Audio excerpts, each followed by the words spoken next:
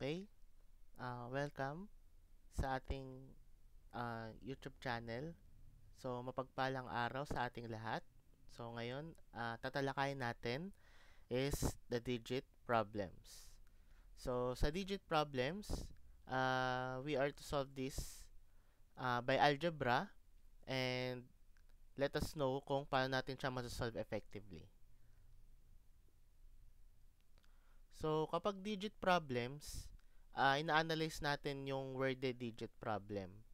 So, magpo-provide yan ng clues and hints para ma-solve natin yung problem mathematically.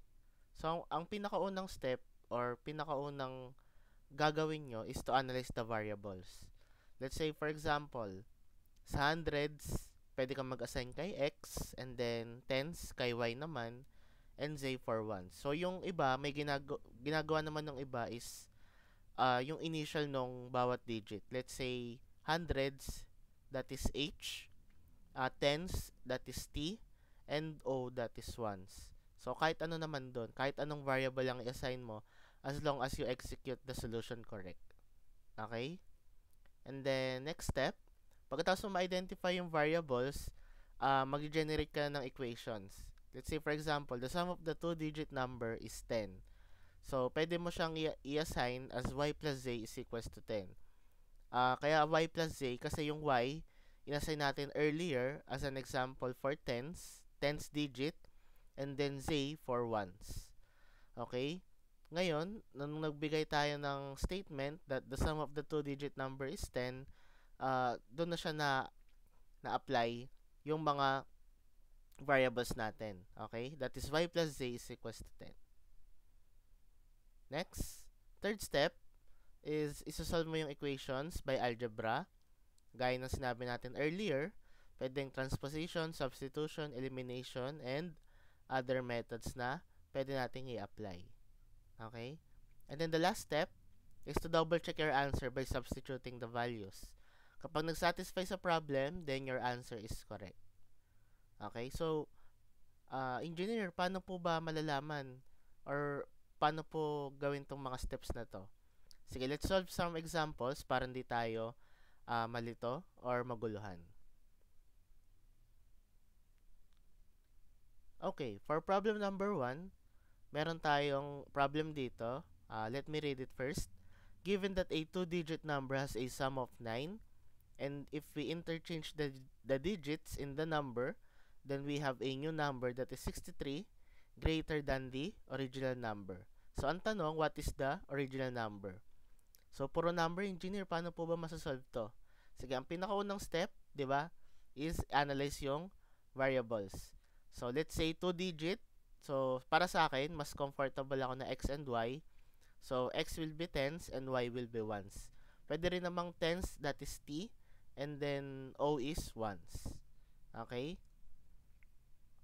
So, i-box natin, given that a 2-digit number has a sum of 9, isa-isayin natin yung statement para hindi tayo magkalito-lito. So, paano po ba natin i-generate to? So, that is our equation 1. That would be x plus y is equals to 9.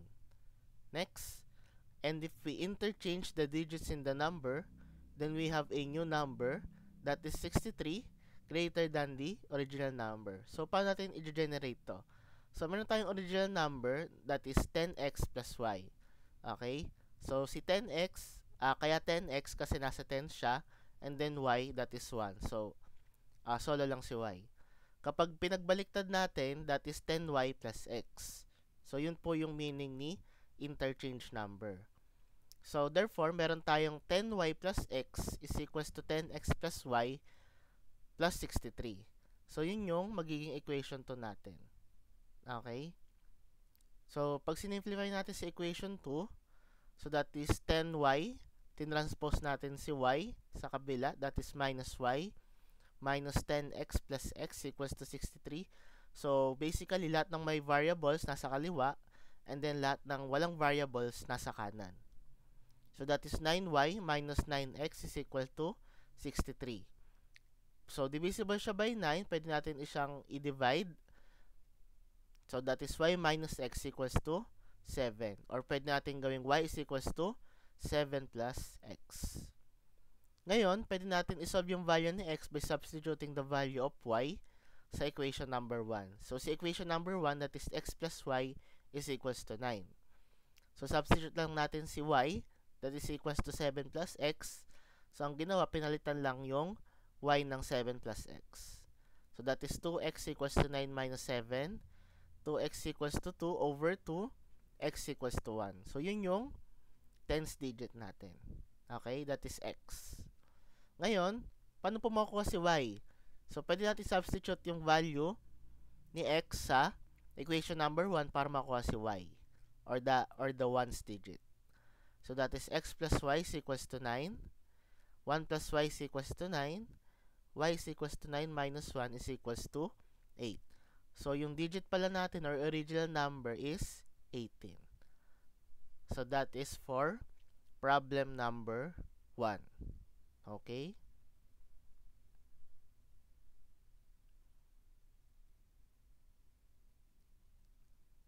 Let's proceed.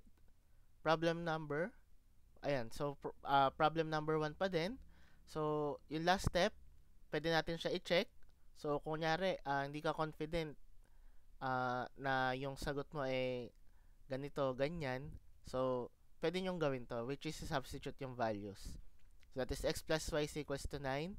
1 plus 8 is equals to 9. So, 1 plus 8, that is 9. Therefore, 9 is equals to 9. Therefore, it satisfies the argument. And then, pwede natin i-substitute sa equation 2. That is 10y minus y minus 10x plus x equals to 63. Dapat, 63 is equals to 63. Then, the original number talaga is 18. So, tama yung ginawa natin. Okay?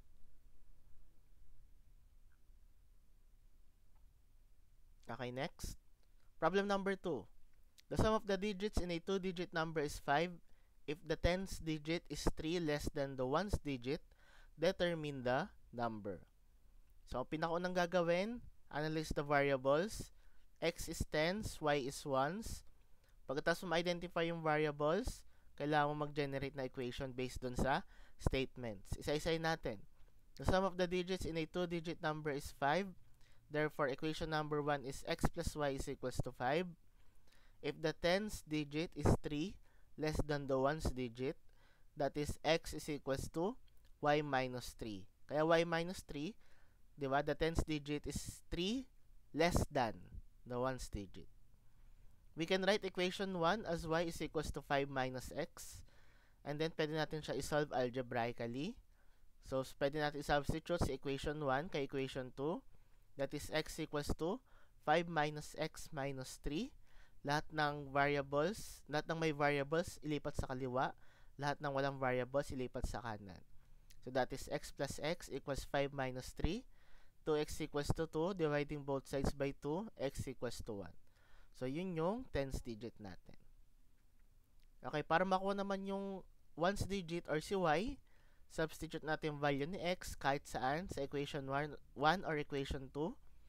Let's say for equation 1, 1 plus y is equals to 5. Y is equals to 5 minus 1. Therefore, y is equals to 4. Therefore, yung number natin is 14. X is 1 and then y is 4. Okay? Ngayon, kung di ka confident, you can do the last step for problem number 2. So, optional, if you are not confident, do the double checking by substituting the values. So, that is equation 1, x plus y is equals to 5. 1 plus 4, that is 5. Therefore, 5 is equals to 5. Satisfies the argument. Sa equation 2 naman, x is equals to y minus 3. 1 is equal to 4 minus 3. Therefore, 1 is equal to 1. Then, the number is 14. Okay? Okay, next. Problem number 3. In a 3-digit number, the sum of the numbers is 14. Given that tens digit is twice the ones digit and hundreds digit is twice the tens digit, determine the number. Sige, you can pause the video if you would like to solve the problem or for problem number 3. Okay, so let's solve problem number 3. So, first thing, analyze the variables. Ngayon, meron tayong tatlong digit dito, unlike ng problem number 1 and problem number 2. I-assign natin si x as hundreds, y is tens, z is ones. Pagkatapos ma-identify, mag-generate tayo ng equation based sa binigay doon sa problem. In a 3-digit number, the sum of the numbers is 14. Therefore, equation number 1 is x plus y plus z is equals to 14. Given that the tens digit is twice the ones digit, so yun yung maging equation to natin. So, si tens digit, that is y, is equals to 2z, twice the ones digit. And hundreds digit is twice the tens digit. That is our equation number 3. Okay? X is equals to 2y. Matapos natin ibigay yung equations, pwede natin siya isolve algebraically. So, by solving the value of z, pwede natin substitute sa equation 2 to equation 1, and equation 2 to equation 3, and then to equation 1.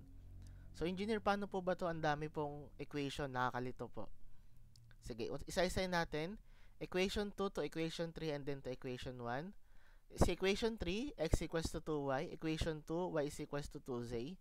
Therefore, we can say that equation 3 is equals to x is equals to 2 times 2z. So, si y naging 2z kasi yun si equation number 2. So, therefore, we can say equation number 3 is equals to 4z. Okay? Ngayon, pwede natin kuhain yung value ni z to substitute every equation sa equation number 1. So, yun po yung ibig sabihin ni we can substitute equation 2 to equation 3 and then to equation 1. Equation 1, that is 4z plus 2z plus z is equals to 14. That sums up to 7z is equals to 14. Therefore, z is equals to 2. Okay? So, meron tayong value ni ones. Ang hinahanap na lang natin is tens and hundreds. So, ngayon, meron tayong value ni z. Pwede natin siyang isubstitute sa equation 2 tsaka equation 3 para makuha natin yung ibang digits. Kay equation 2, kung kukunin natin si tens digit, that is 2 times 2 is equals to 4. Therefore, yung tens digit natin is 4. Kay equation 3 naman, yung hundreds, 4 times 2, that is 4z, is equals to 8. So, therefore, hundreds digit is 8. Kapag pagsasamahin natin, the number is 842. Okay? X is 8, y is 4, z is 2. Okay? So, the last step, if you have doubts sa solution mo, you can do the double checking by substituting the values. X plus y plus z is equals to 14. Therefore, 8 plus 4 plus 2 is equals to 14. So, 8 plus 4 is 12 plus 2 is equals to 14. Therefore, it satisfies the argument. Pwede rin kay equation 2. 2 times 2 is equals to 4. Therefore, 4 is the tens digit. And then, equation 3. So, 2 times 4 is equals to 8. So, mache-check mo siya as hundreds digit. So, therefore, the number is 842. Okay? So, that is all for digit problems. So, you can subscribe to my YouTube channel for more lectures.